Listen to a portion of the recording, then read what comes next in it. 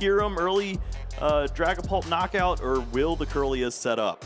Oh yeah, that is a question. Oh wow, some brutal pride. In this match coming up, we have the fist pump. We're kicking off our Swiss round 8 here as we narrow down in our day 1 here in Toronto. Both these players have already secured top 128s at a couple of previous regionals so far this season, but they're now hoping to take things further with both their decks this time around. Interestingly enough, Josh was actually playing an Ogerpon Mimikyu in Sacramento. Okay, so mixed it up a little bit. Yeah. And maybe did not see exactly the results that he was expecting. Outside of the top 64 there, and goes back to tried and true Gardevoir. Has been playing this deck for quite some time and seen some pretty good results. Just looking for that big breakthrough once more, and maybe this will be the time to do just that. We see the Buddy Poffin, and you get to set up those resources early on this turn. But it looked like pretty awkward start with the energies. This is a list, instead of featuring maybe that 8-2, 7-2 count that we've seen, it's actually a 7-3 darkness, 3 dark energies in there. And I think 2 are in the opening hand. Oh, wow. You need to establish the psychic energies in the discard pile. It doesn't really help the other way around. Not really, unless we got some dark patches, which we definitely do not. So that's definitely a little bit awkward there for Josh.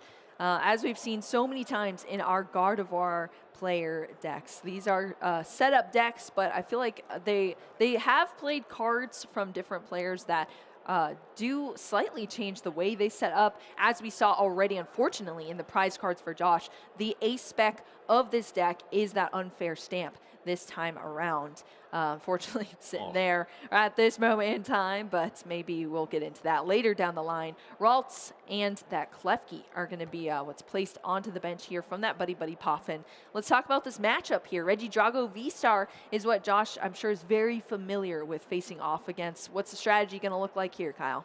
Well, slow your opponent down, and that is an opportunity that Josh has in front of him. You see the double retreat, well, the double energy, the retreat, and then the concealed cards into the Klefki. Promote this Pokemon, and hopefully slow down what Nick has with the Mischievous Lock.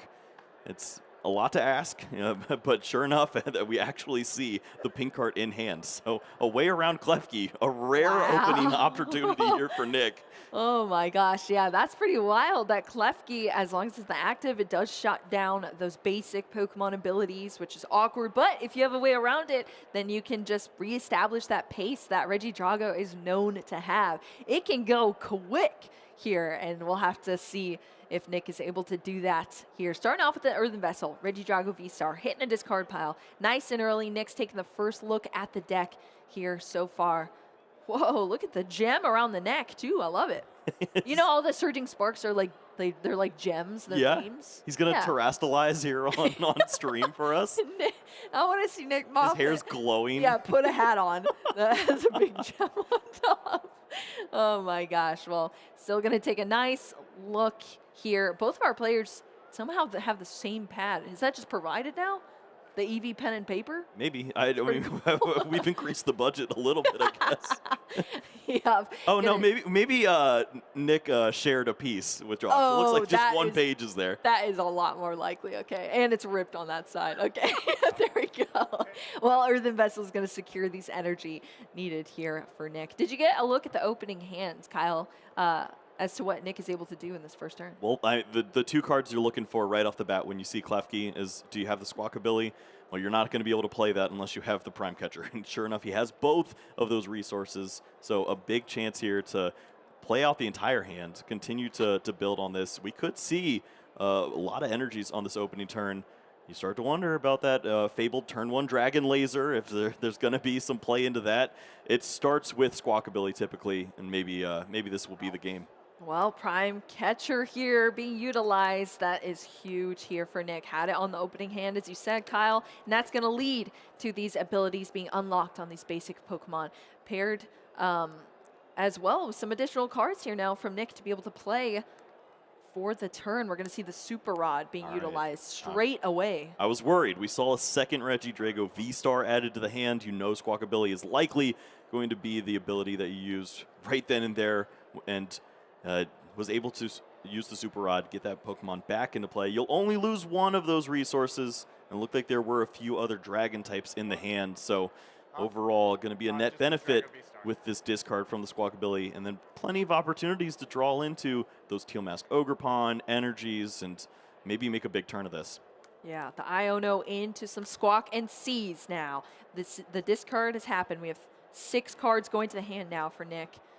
Several supporters, Iono Research and a Boss's Orders as well there for Nick. Whoa, someone's playing in the league. Those are like a lot of league cards. Attend your local leagues, everyone. Get those cool cards. Yep, we have Ultra Ball being utilized here to throw a couple of these cards away. But yeah, as you said, Kyle, we got that Regidrago V-Star back because another one's thrown away. Ultra Ball going to get this Teal Mask Ogerpon out that is able to be used. There was no double keys to the kitchen here down in the Klefki, so that's great. That would have been brutal.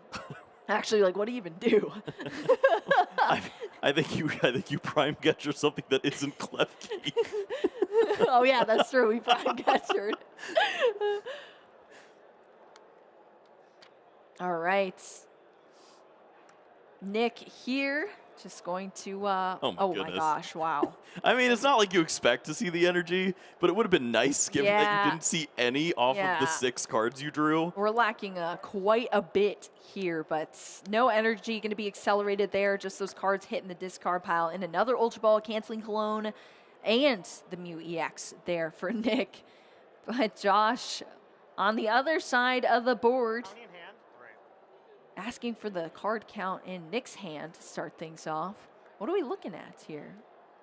Well, you still have a decent opportunity to build on this board. It's not like retreating to the Klefki isn't the worst thing for you here. The Arvin with the potential to work in a TM evolution and build on this would be a nice spot. You just want to play this a little slower if you can, and Earthen Vessel getting some energies that are psychic would be pretty nice to see here too. Yeah, not the dark. We have both of those dark already in the discard pile, but those can't be accelerated with some psychic embrace action. So we're going to have to see how we get into some more of those psychic energy here for Josh. But as you said, maybe just take things nice and slow here.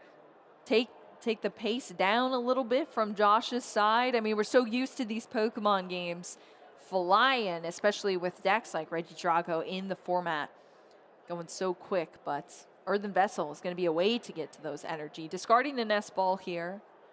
Select some more energy out of the deck. That's going to get us somewhere. We've used one of those refinement already, or well, the only refinement so far on this Kirlia. And you just start to wonder, is there even an opportunity at this point to get the Klefki into the active spot and even make use of a TM evolution? Seems unlikely. It's hard to switch around in this deck. You don't have many resources to get you there. So could just be a slower approach where you just promote the Klefki and wait a turn, or you attach here to the Ralt and actually line up that Gardevoir here early on. It's nice to have this Pokemon in play and not have to worry about that Kyurem that you just saw hit the discard pile. We are going to be evolving here, both into that Kirlia as well as the Gardevoir EX. On the bench now, thanks to that TM evolution. It's used for 1 turn off of this Ralt, utilizing it with that energy attached, and then it's discarded, and we're back over to Nick Moffitt's side of the field. Once more, it's just this Iono trying to find some help here. Looks like at least the Ultra Ball is found. That's the number 1 piece that you need to find. Find the Regidrago V-Star and have a decent attack this turn, but maybe a little more help's needed. You have the Teal Mask Ogerpon, the Grass Energy to continue to draw. Is this the attack you really want to go for in this spot? It's just the Kyurem as a copied attack at this point. Maybe there's another Dragon type you'd like to focus on here. Yeah, you got to pick and choose what you do when you're this early in the game and you don't have much discarded as far as your Dragon Pokemon if you're Nick Moffitt, but still churning through this turn here. The Regidrago V's got several energy. I mean, we're seeing a lot more energy now on the field than we saw before, which is fantastic here. Yeah, just discard every other card in your deck. Right? You're bound to find the energies. Yeah, and you're bound to find that V-Star as well. That was shuffled back in that Regidrago. And now sought back out thanks to that Ultra Ball. But this is the nightmare where you didn't really establish what you were looking for. If you could have this turn 2 attack without the use of Legacy Star, then you're feeling pretty good. If your opponent doesn't have Gardevoir in play, you feel even better.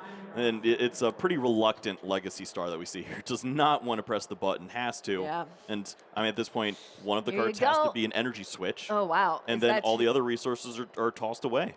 Yeah, that's 7 cards there that are going into the discard pile. Of course, you get to stick 2 back into your hand, which is great. 2 of those were the energy switch, I believe.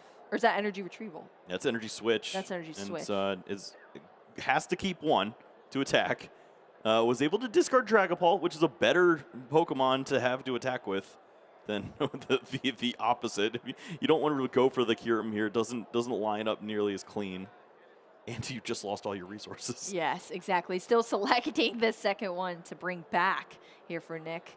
But you always want to Legacy Star, use that V-Star power when you're in offensive mode, so you're getting those resources back to be able to just do what you need to do versus using it as kind of a bailout.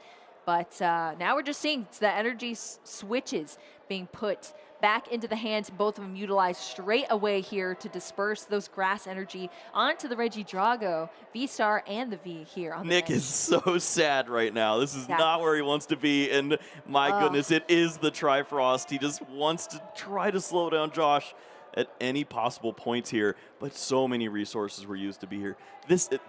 We saw the Prime Catcher already used. That is gone. 2 energy switches are gone. There's 1 energy total on board. And there's 2 fire energies in the discard pile, too. It is pretty difficult to attack next turn. That's the only downfall of Kyurem. It's used to sort of carry out the multiple prize attacks later in the game to where you discard the energy, but you're winning, right? But now earlier on, it's forcing Nick to have to put out so many more resources and could potentially fall on the back foot behind the Gardevoir player, despite Josh still being at 6 prize cards, because Gardevoir is used to working off of a back foot type hand and field. So yeah, that could be awkward. You saw Nick just shaking the head, identifying that Kyurem's all I got here. And so that's what we saw. So we'll have to see what Josh is able to do here to kind of capitalize off of this. Of course, Nick, 3 prize cards taken, which is huge there in that turn. And Josh promoting that Gardevoir EX, utilizing this Hisuian Heavy Ball, shuffling around the prize cards once again, and that's going to nest the Pheasantipity EX. And I think some knockouts happened, Kyle. Yeah, I mean, where do you go from this point? It's like, for Nick now, you basically said, I expect my Regidrago to be knocked out this turn. If Josh is able to do that, fantastic. If not, there's no pressure on Josh. Josh could continue to buy some turns, slow down a little bit, even reestablish Ralts if it comes to that. So you're not terribly worried on Josh's side.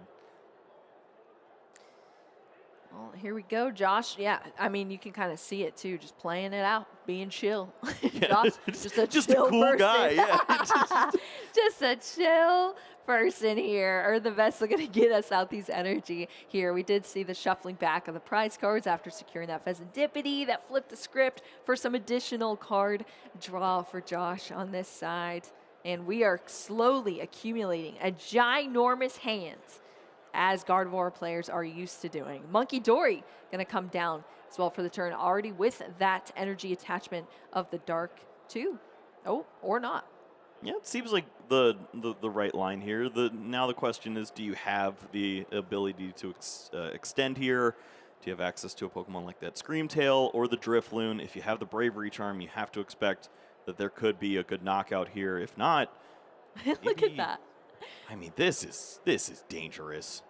Nick offering up those damage counters that have to be placed on the Gardevoir EX after utilizing the Psychic Embrace ability. That's how we see the psychic energy being accelerated onto the Gardevoir. Look at this. You could move the damage Adrenabrained over to the Regidrago and use the counter catcher if you wanted. Take the knockout and remove the energy from board here if you just target down this Pokemon, but it looks like that is not going to be the choice. This is what I'm saying, Kyle. Gardevoir works on the back foot. There is no back foot if your Gardevoir gets knocked out this turn. Yeah, that's true. You don't have any feet. You're lying on the floor crying. Got no feet, got no shoes. I need some help. It's cold out here in Toronto. It is very cold. I've been defeated. Well, Arvin's going to search out a tool and an item card here in this Bravery Charm. All right. Super Rod. This is another way to go about this. I don't love the Gardevoir in attacking here. It's too valuable of a resource. If this Pokemon's knocked out, there's basically no way to come back here. If you attack with the Monkey Dory and you're just going for confusion, put your opponent in that really awkward spot that they're going to be in the very next turn too. You could still knock them out with a decent attack from a Gardevoir. If you start to at least bench a Ralts next turn, you feel better. But I mean, you open up the window for Nick to have a crazy turn with his final resources if this Pokemon stays active. Yeah, if you can piece it together.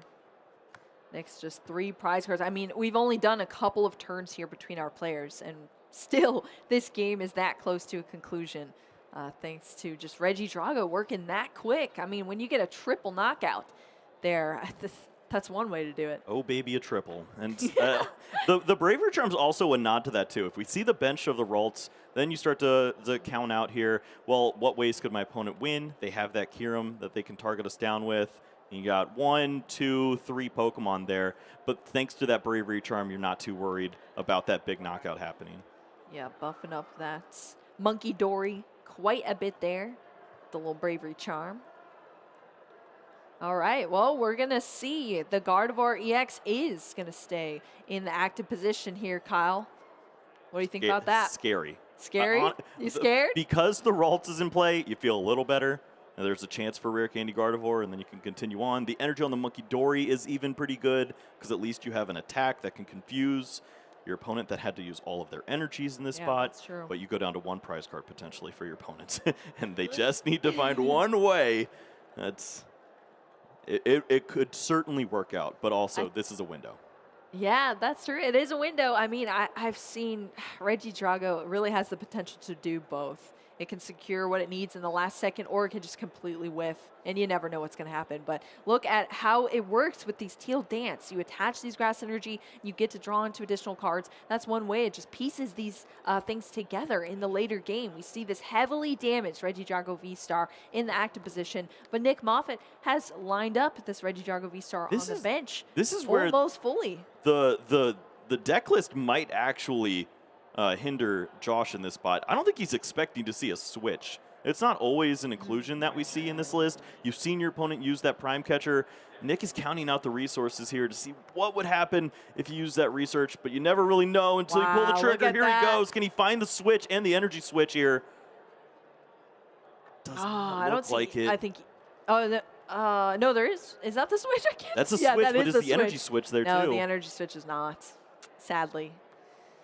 We do see the switch, but not enough energy here. It's just 2 right now on that Regidrago V-Star, a fire and a grass. It needs an additional grass to be able to Apex Dragon. I mean, he's like, how many cards was I? 4 cards? Yep, 4. I've got 1 E-switch at least, the final E-switch there to get the job done, but no, does not have the pieces.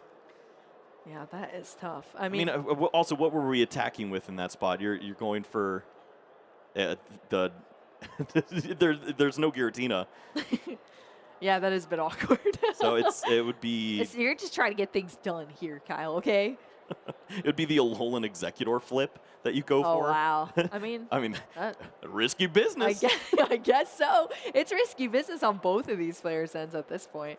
Nick Moffitt going to use this Super Rod. There was only 4 cards left in the deck here, so Super Rod's going to help that out a little bit there to shuffle some more cards in, but that's it. We didn't have what we needed there, sadly, for Nick, and it's just going to be that remaining Regidrago V-Star stuck in the active here as Josh kicks off this next turn. Now, if you're Josh and you see your opponent go for a play like that, clearly there was a chance for this Pokemon to move that you weren't maybe not expecting.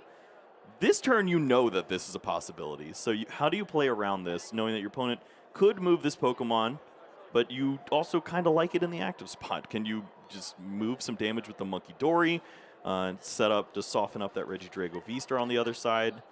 And we also see these preventative plays here too, understanding that, Kyurem's pretty likely next turn. I'm going to set up my Wave Veil so that nothing crazy happens. We're Wave Veiling out here protecting the bench. We see this Regidrago V-Star. I fully expect to see Retreat plus Monkey Dory Confusion That's a little perplexing here, too. Your opponent's having a hard time. I guess if you're expecting switch, then switch into Cleffa would just negate that. So cashing in on the damage is nice, but this is tough. You've got so much damage on board. You're trying to disrupt where your opponent can even attack from on the following turns, but you're not doing anything to close out the game.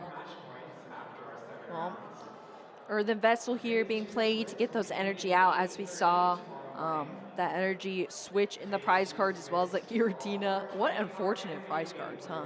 So we're going to have to see a manual attachment onto this Regidrago V-Star to charge it up. We're going to teal dance a little bit here first, draw into an additional card. There's not much left. There really is not. Look, there's literally 3 cards left. 3 cards remaining. Not only accelerating energies will be difficult because you might deck yourself. Yeah. But you have your attachment for the turn. You have to make the most of it here. Is it so awkward? Is it just a Alolan Executor flip? I don't like. Where else do you go from here? Yeah, I mean, it's got to be that. We have the manual attachment here now onto this Regidrago V-Star. Just 3 cards left in the deck to try to close out this game with.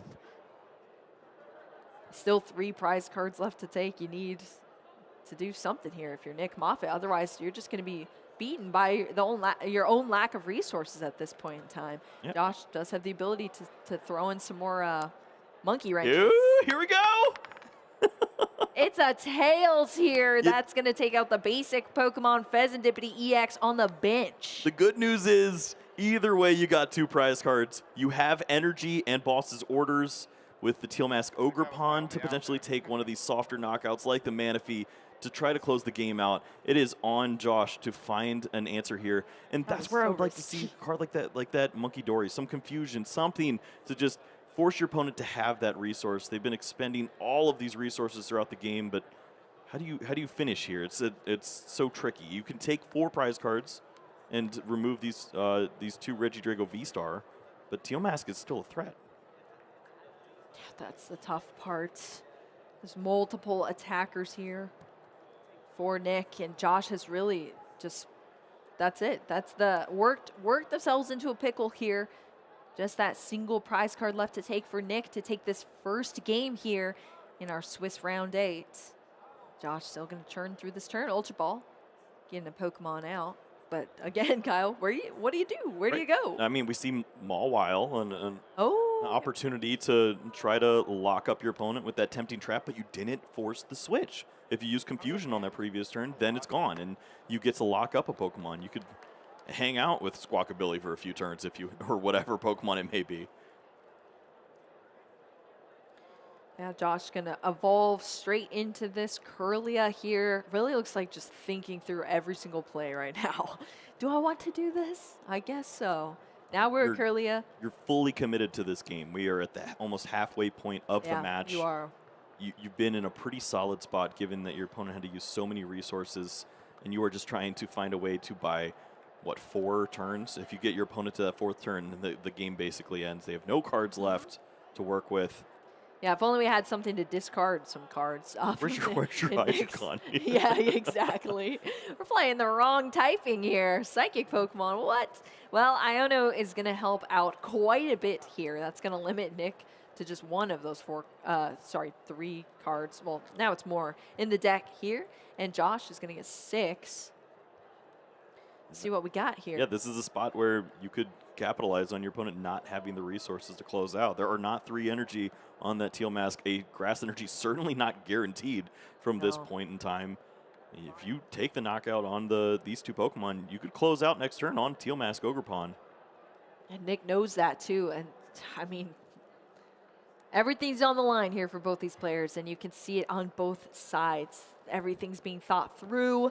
Nick is hesitant about every move, but we're bringing out all of the risky plays here in this game from Nick's side because the resources just aren't aligning, sadly. That's what it takes, though. It does, yeah. You it's get down paid to this off point, so far. And this is where we saw some players talking about having that skill gap that comes with playing a deck like this. If you give yourself the ability to play out of these awkward spots that maybe 80% of players aren't going to identify. If you can find those spots, that's going to be the difference in some of these big matches. And it doesn't get much bigger than this when you're playing up against a player of Josh's caliber with the Gardevoir deck. You know you're going to be facing off against a really tough match. And now there's opportunities with double Monkey Dory. I don't know if the other Dark Energy is there. I guess we see that in hand now.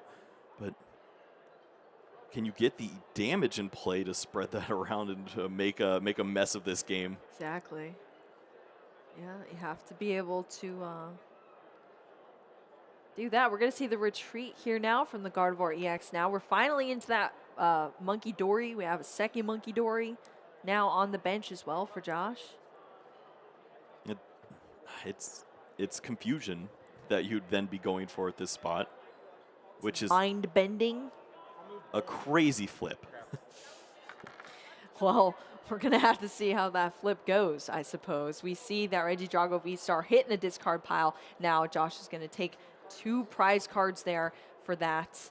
We're still going with this turn. The Radiant Greninja coming down here. Yeah, I don't know if there's much else that you need to do at this point. You've established that you have that confusion online. If you then use the double Monkey Dory to close out on this Pokemon, you can take a 2-prize knockout on Pokemon like Squawkabilly on the next turn.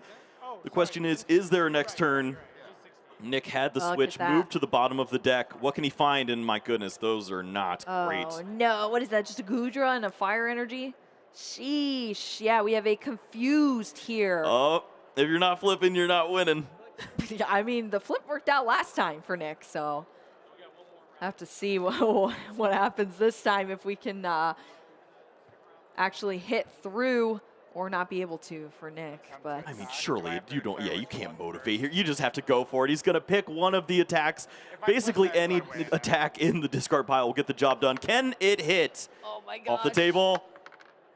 Heads. Hey, it's a heads here. We're going to see the flip, but it doesn't matter. That's going to secure the last prize card needed here for Nick Moffitt. It went all the way down to a mind bend. It was so risky there, not only from that mind bend, but Nick Moffitt was working through several risky plays in that game, but still made it happen with Regidrago. Terrifying for both players. Scary, scary. Right on the edge of your seat, as you could see the resources really go either way. I think that switch was a big piece, even though it didn't see it get played. It could have completely tilted the game depending on which way Josh decided to go about it. If he ends up going for early confusion, does he just play that switch, walk right into the bear trap? Nick ends up playing a pretty great game. Let's see how that all culminated here in game 1. Yeah, I mean, you could really see Josh thinking out everything here. Nick was able to take that triple knockout pretty early on, but it was awkward because we saw the discard of all of those energy. And that was leading to Nick into these really awkward hands. We had to get 2 of the E-Switch off the Legacy V-Star power.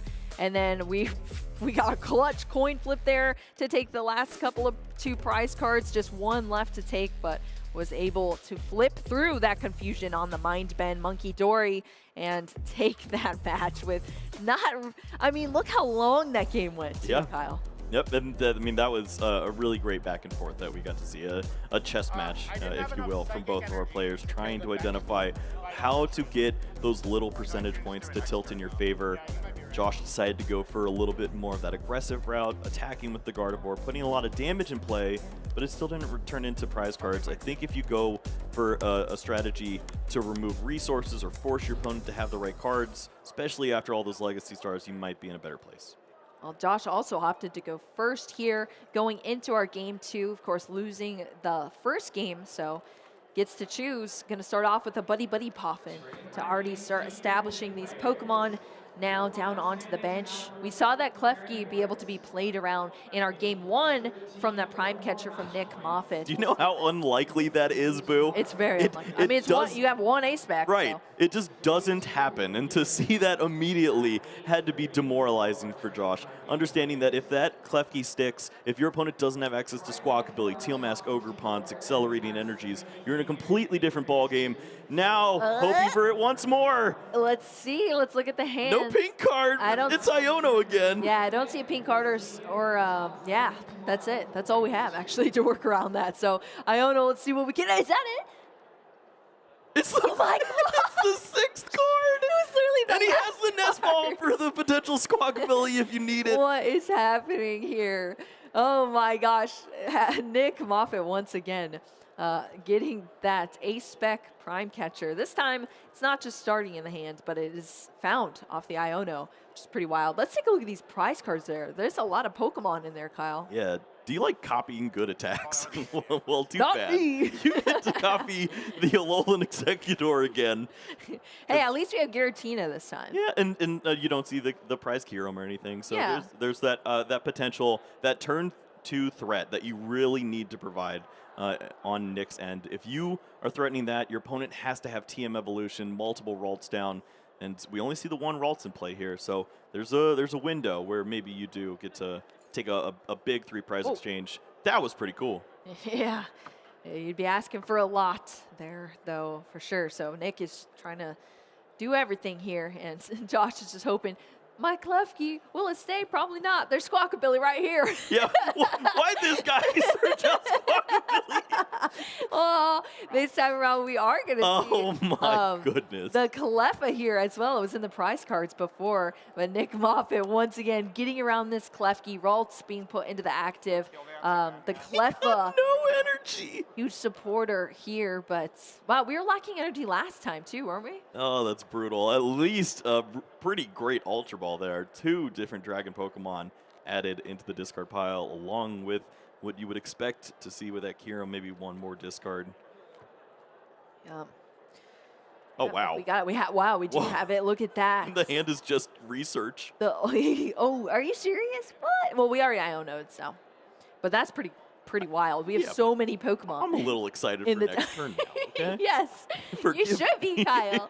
And look how many Pokemon we have in the discard pile now. That's pretty huge here for Nick. So, I mean, you see all of this is happening now because we were able to get around that Klefki. And Josh is just thinking, how has this happened again here from Nick Moffitt? But it's going. Yep.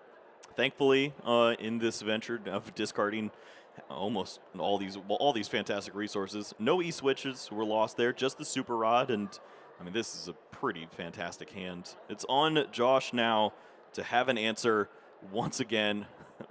The poor Klefki just did not hold up its end of the bargain, and so we're struggling. Yeah, not the most effective key, I guess, there, unfortunately. And, I mean, we also saw the Prime Catcher was into the Cleffa, too, which allowed for that grasping draw into a huge hand there for Nick. Whereas, you know, at that point, you have so many resources to use before you even do a research, potentially, as well. So Josh is just going to work with this Ralts coming back out of the active thanks to the retreat, the manual retreat of that Psychic Energy. We're at least seeing a lot of Psychic Energy in the discard pile now, which is great for our future turns. Klefki's back in that mischievous lock. Okay, there is Artisan in this hand, so at least you could search out that Manaphy. That's the one piece that's really missing here if you wanted to have that Pokemon in play. Obviously, with the interactions with Klefki, that doesn't work, but if you have a different Pokemon and you're trying to avoid shutting it down, this is a huge window here. Oh, no. Oh, no, Kyle. Well, you have the Teal Mask locked out, so you don't have that energy acceleration to happen, so you're probably safe for one turn. But next turn, you have to have Gardevoir. Yeah, you need answers. You're on a ticking time clock here. That mischievous lock is locking down all of these basic Pokemon abilities, which is not going to allow for the fast-paced turns we see from the Drago, utilizing the Teal Dances to draw additional cards. There's a turn that could certainly happen that just closes out the game here. With Boss's orders, moving that Klefki, you bring up the Monkey Dory. You could take a 3-prize sweep here. Oh my gosh. Use the Legacy Star, and get everything that you need to use the Kyurem. Leave your opponent with just Klefki or just Monkey Dory. Yeah, whatever like where do you go from there? And it is really hard to come back from, especially with the lack of resources that were lost on Nick's end here. Yeah, and unfortunately, these games do take a long time, especially when you're playing with Gardevoir. That has a lot. I mean, honestly, both these decks have a lot of actions that they have to take. So, but I mean, man, for Josh, this is just brutal. You already saw the pink card. Next turn, you see the Boss's orders. There's no way to stick these abilities. Yeah, that is unfortunate to see the Boss's orders once again unlocking these abilities here for Nick. Now he just steps away from some powerful plays here to potentially lead to a 2-0 victory in our round 8. Just did not see the energy switch. He's looking for it. He does find 2 of them there. That was what happened last time on our Legacy V-Star. Yep. Oh my gosh. He's really unlucky with that part, but he's cashed in on the most luck there is with the opening Prime Catcher Squawkabilly play, turn 1 of both games.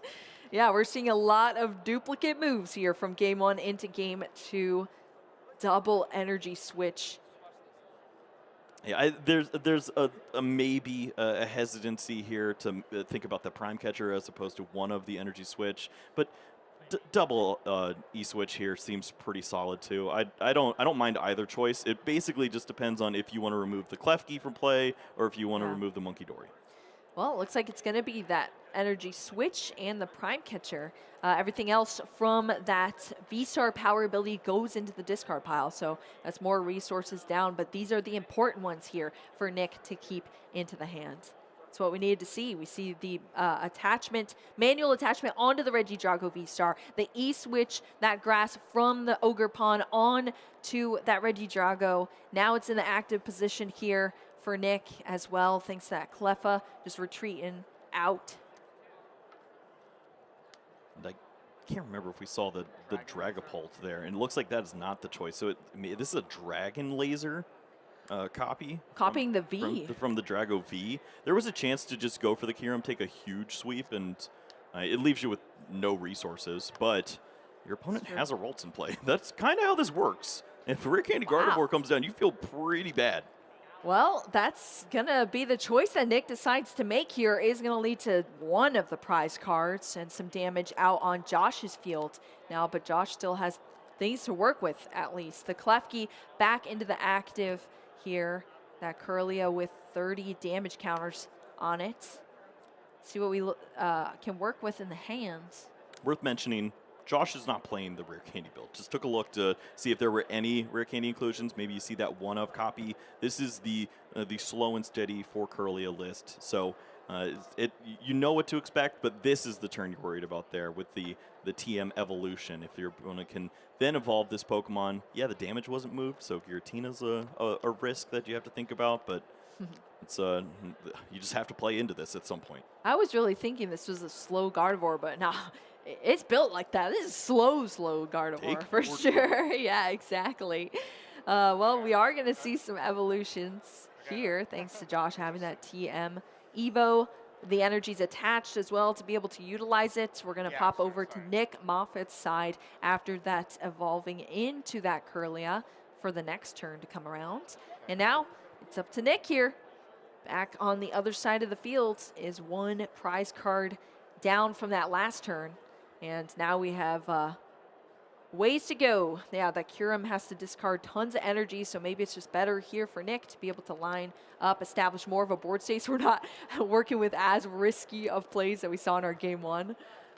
At this point, I don't want to play any card in my hand except for an energy. I think all the other resources are a little too valuable here.